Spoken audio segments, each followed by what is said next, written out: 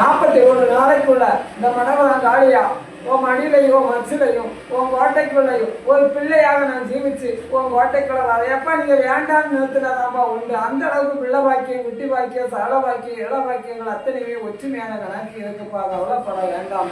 நேர காலங்களை தான் தட்டி கழிச்சு இந்த மடவங்காரி வாசனை உள்ளாங்க இன்றைக்கே ஒழிய நேரு எந்த கரை எந்த குற்றமும் இல்லையாப்பா. அம்மா வாழ்த்துட்டாரோ எலுமிச்சம்பழம் வந்துருச்சு.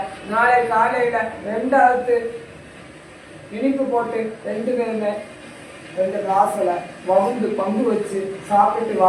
மேல் நடக்கட்டு 43 நாள் டைம் சொல்லி வைக்க. அந்த சாமி இந்த சாமி ஏன் குலதெய்வத்தை விட்டு அதனை விட்டேன் இதனை விட்டேன் பிள்ளையை கொடுப்பேன், நான் பிள்ளையை முடிவுடன் தூங்க விட மாட்டேன், நான் குறைக்க குலகாரியும் எனக்கு அடுத்த பேர் மக்கள் கூப்பிடுவாங்க. அப்படியெல்லாம் படைக்கப்பட்ட 10ஆம் வாசல அமைந்திருக்கும் மக்களுக்கு எம்பேரு ஈஸ்வரனுடைய அருள்பெற்ற காளி கொசல்யான்னு சொல்லி அழைக்கிறேன்னு சொல்லி அருந்தி வணங்கி தாதை ஏங்கி அணைச்சு கொண்டு போ. இந்த கதை இந்த குற்றம் இல்லாம மாறு நட்சத்திரங்கள் சொன்னதாம ஒரு பொருள் அவங்களுக்கு இல்லை.